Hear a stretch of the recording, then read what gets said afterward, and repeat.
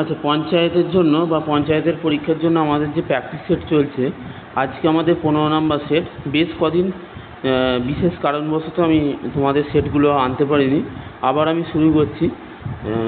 আজকে কিন্তু আমাদের 15 নাম্বার সেট। এর আগে আমি 14টা অলরেডি আলোচনা করেছি। কেউ যদি নতুন হয়ে থাকো অবশ্যই তোমরা আগেরগুলো দেখে নিতে পারো এবং চাইলে চ্যানেলটিকে সাবস্ক্রাইব করে পাশে থাকতে পারো, তাহলে পরবর্তী যে কোনো ক্লাস তোমরা কিন্তু পেয়ে যাবে প্র্যাকটিসের জন্য। চলো আজকে শুরু করা যাক। আজকের প্রথম কোশ্চেন দেখো, খুবই একটা ভালো কোশ্চেন। প্রতিদিনকার মতো আজকেও কিন্তু 10টি জিকে আছে এবং বাছাই করা জিকে। প্রথম কোশ্চেনটা দেখো, আমি যে ইনফরমেশানগুলো বলার চেষ্টা করব প্রতিটা কোশ্চেনের সাথে, যেগুলো ইম্পর্টেন্ট। প্রথম কোশ্চেন বলা আছে, সুপ্রিম কোর্টের প্রধান বিচারপতিকে এবং অন্যান্য বিচারপতিকে কে নিয়োগ করেন? খুবই আসে পরীক্ষায়। এটার উত্তর কি হবে? এটার উত্তর হবে 4টে অপশানের মধ্যে রাষ্ট্রপতি। রাষ্ট্রপতি কিন্তু নিয়োগ করেন প্রধান বিচারপতিকে এবং অন্যান্য বিচারপতিকে। তাছাড়া রাষ্ট্রপতি আর কাকে নিয়োগ করেন? প্রধানমন্ত্রী সহ মন্ত্রিসভার অন্যান্য সদস্যদেরও কিন্তু রাষ্ট্রপতি নিয়োগ করেন। তাছাড়া ক্যাগ যে আছে, যেটাকে কম্পট্রোলার, অডিটর অ্যান্ড জেনারেল বলা হয়, ইউপিএসসি চেয়ারম্যানকে নিয়োগ করেন। পরীক্ষা অনেকবার আসে। ইউপিএসসি যে চেয়ারম্যান, এই চেয়ারম্যানদেরও নিয়োগ করেন কিন্তু রাষ্ট্রপতি। তাছাড়া এখানে তো আমরা যেমন কোশ্চেনটা দিলাম, সুপ্রিম কোর্ট এবং হাইকোর্টের বিচারপতিকেও কিন্তু নিয়োগ করেন। তাছাড়া নির্বাচন কমিশনার, যেটা মনে রাখতে হবে, নির্বাচন কমিশনার কিন্তু নিয়োগ করেন এই রাষ্ট্রপতি। তাহলে আমরা জেনে গেলাম এক্সট্রা যেগুলো ইম্পর্টেন্ট আছে, যেগুলো পরীক্ষায় আসে। নেক্সট কোশ্চেন দেখো, 2 নম্বর কোশ্চেন আমাদের কি আছে?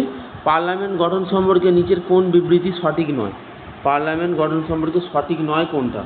আচ্ছা, পার্লামেন্ট গঠন সম্পর্কে সঠিক নয় দেখো, যেটা আছে 4টে অপশানের মধ্যে, অবশ্যই কিন্তু অপশান এ হবে। রাজ্যসভায় রাজ্যগুলির প্রতিনিধিরা সরাসরি জনগণের দ্বারা নির্বাচিত হন। হ্যাঁ, এটাই কিন্তু তোমাদের কী হবে? ভুল হবে, মানে সঠিক নয় চেয়েছে। আমরা সংবিধানে 80 নম্বর ধারা অনুসারে জানি রাজ্যসভার মোট সদস্য সংখ্যা কতজন থাকে? রাজ্যসভায় মোট সদস্য সংখ্যা কিন্তু 250 জন। এটা কিন্তু মনে রাখতে হবে। আর 12 জন কিন্তু রাষ্ট্রপতি কর্তৃক মনোনীত হন। এই যে বলে দিয়ে আছে, এটা তো ঠিক আছে। 12 জন রাষ্ট্রপতি কর্তৃক মনোনীত হন, আর 238 জন, 12 জন যদি চলে যায় তাহলে 238। এই 238 জন কিন্তু অঙ্গরাজ্য আর কেন্দ্রশাসিত যে অঞ্চলগুলো আছে সেখান থেকে বিধানসভায় নির্বাচিত প্রতিনিধিদের দ্বারা ভোটের ভিত্তিতে কিন্তু পরোক্ষভাবে নির্বাচিত হন। এটা কিন্তু মাথায় রাখতে হবে। চলো নেক্সট কোশ্চেন দেখো। তারপরে কোশ্চেন বলেছি, উৎসেচকগুলো মূলত কি? উৎসেচক মিনস যেটাকে ইংরেজিতে আমরা এনজাইম বলি। এই উৎসেচক আমাদের খাবারকে হজম করতে হেল্প করে আমরা জানি। আর উৎসেচকগুলো মূলত কী ধর্মী বলেছে? উৎসেচকগুলো মূলত কিন্তু হবে, আনসার কী হবে? অবশ্যই কিন্তু প্রোটিন ধর্মী। আনসার কী হবে? প্রোটিন ধর্মী কিন্তু আনসার হবে। হ্যাঁ, আমরা জানি আমরা 3 ধরনের যে খাবার খাই, শর্করা, তাছাড়া খাই আমরা প্রোটিন আর হচ্ছে ফ্যাট। এই 3টে খাবার আমাদের শরীরে কিন্তু 3টে খাবারকেই হজম করতে গেলে 3 ধরনের উৎসেচক প্রয়োজন। যেমন শর্করাকে হজম করতে গেলে উৎসেচক প্রয়োজন। শর্করা আমাদের মুখের মধ্যে হজম হয়, প্রোটিনটা আমাদের পাকস্থলীর মধ্যে হজম হয়, আর ফ্যাটটা ক্ষুদ্রান্তে হজম হয়। চলো নেক্সট কোশ্চেন দেখি। একটি গ্রহে মধ্যাকর্ষণের কারণে ত্বরণ ড্যাশের সাথে হ্রাস পায়। ত্বরণ ড্যাশের সাথে হ্রাস পায় বলেছে। মনে রাখবে, গ্রহের পৃষ্ঠ থেকে উচ্চতা বৃদ্ধির সাথে সাথে কিন্তু হ্রাস পায়। এবার দেখো কোথায় আছে গ্রহের পৃষ্ঠ থেকে উচ্চতা বৃদ্ধি। দেখো অপশান ডি কিন্তু কারেক্ট হয়ে যাবে। খুবই ভালো কোশ্চেন। হ্যাঁ, অপশান গ্রহের পৃষ্ঠ থেকে উচ্চতা বৃদ্ধির সাথে সাথে মহাকর্ষজনিত কারণে কিন্তু ত্বরণ হ্রাস পায়, মাথায় রাখতে হবে। নেক্সট কোশ্চেন দেখো, পঞ্চায়েত সংক্রান্ত ভারতীয় সংবিধান বিধানগুলিকে নিচের উল্লেখিত কোন রাজ্যে প্রয়োজন নয়? আচ্ছা, কি বলেছে? পঞ্চায়েত সংক্রান্ত ভারতীয় সংবিধানের বিধানগুলি নিচে উল্লেখিত কোন রাজ্যে কিন্তু প্রয়োজন নয়? এটা হবে 4টে অপশানের মধ্যে কি আনসার হবে? অবশ্যই সবাই বলবে। 4টে অপশানের মধ্যে আনসার হয়ে যাবে মেঘালয়। মেঘালয় কিন্তু 1993 সালে, যেটা আমাদের 73তম যে সংবিধান সংশোধন যে হয়েছিল, এখানে 11তম তপশিল যুক্ত হয় আমরা জানি। এই 11তম তপশিলে কি হয়? পঞ্চায়েত সংক্রান্ত বিধানগুলো কিন্তু উল্লেখ করা আছে এই 11তম তপশিলে, যেটা 1993 সালে 73তম সংবিধান সংশোধনের মাধ্যমে যুক্ত হয়েছিল এই 11তম তপশিল। আর এখানেই কিন্তু এই 11তম তপশিলের মধ্যেই কিন্তু বলা আছে। এই বিধানগুলি কিন্তু মনে রাখবে যে রাজ্যগুলোতে প্রযোজ্য নয় তার মধ্যে মেঘালয় তো আছেই, মেঘালয় ছাড়া আরও দুটো আমি রাজ্য বলে দিচ্ছি, JNK মানে জম্মু অ্যান্ড কাশ্মীর, এখানেও কিন্তু প্রযোজ্য নয়।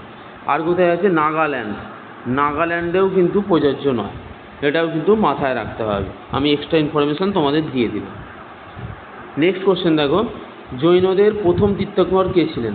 জৈনদের প্রথম তীর্থঙ্কর কে ছিলেন? চারটে অপশানের মধ্যে প্রথম কে ছিলেন? প্রথম ছিলেন হচ্ছে ঋষভনাথ, অপশান ডি কিন্তু আনসার হয়ে যাবে। নেক্সট কোশ্চেন দেখো, আর 24তম ছিলেন পার্শ্বনাথ।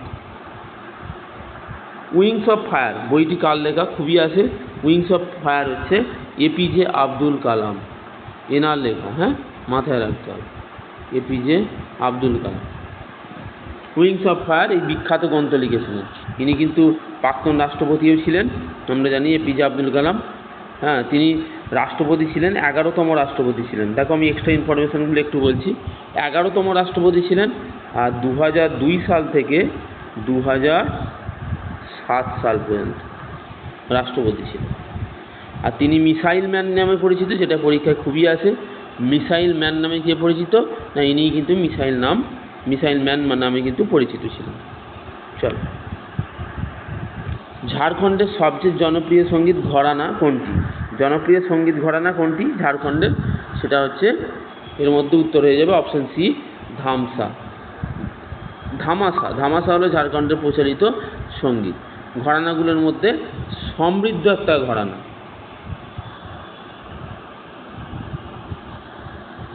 চলো নেক্সট দেখব, কোন ভারতরত্ন প্রাপক ব্যক্তির জন্মদিন, মানে প্রাপক ব্যক্তির জন্মদিন চিকিৎসক দিবস হিসেবে পালিত হয়? আচ্ছা, ভারতরত্ন প্রাপক ব্যক্তি যিনি আছেন, যেনার জন্মদিনটাকে চিকিৎসা দিবস হিসেবে পালন করা হয়, এটা কে? আশা করি বলতে পারবেন সবাই। ডক্টর বিধানচন্দ্র রায়, ইনি কিন্তু আনসার হবেন। ভারতের চিকিৎসা দিবস পালন করা হয় কবে? 1 জুলাই, এনার জন্মদিন হিসাবে। হ্যাঁ, তিনি কিংবদন্তি একজন চিকিৎসক ছিলেন, এবং পশ্চিমবঙ্গের এর সাথে বলে দিই দ্বিতীয় মুখ্যমন্ত্রী কিন্তু ছিলেন, মাথায় রাখতে হবে। নেক্সট কোশ্চেন দেখো, জাতীয় উন্নয়ন পরিষদ গঠিত হয়েছিল কত সালে? জাতীয় উন্নয়ন পরিষদ বা NDC বলা হয়, ন্যাশনাল ডেভেলপমেন্ট কাউন্সিল। জাতীয় উন্নয়ন পরিষদ বা NDC গঠিত হয়েছিল কত সালে? মানে ন্যাশনাল ডেভেলপমেন্ট কাউন্সিল, এটা গঠিত হয় 1952 সালে। খুব ইম্পর্টেন্ট কোশ্চেন, এরা 1952 সালে গঠিত হয়েছিল। চলো নেক্সট কোশ্চেন দেখি। আচ্ছা, আজকে এই পর্যন্তই ছিল, 10টা কোশ্চেন ছিল, খুবই গুরুত্বপূর্ণ কোশ্চেন। তোমরা এগুলোকে বারবার প্র্যাকটিস করো, যেহেতু সামনেই পঞ্চায়েত এক্সাম হওয়ার কথা আছে, তোমরা বারবার কোশ্চেনগুলোকে প্র্যাকটিস করতে থাকো। আর অবশ্যই নতুন হলে চ্যানেলটিকে সাবস্ক্রাইব করে রাখতে পারো। ধন্যবাদ, আজকে এই পর্যন্তই।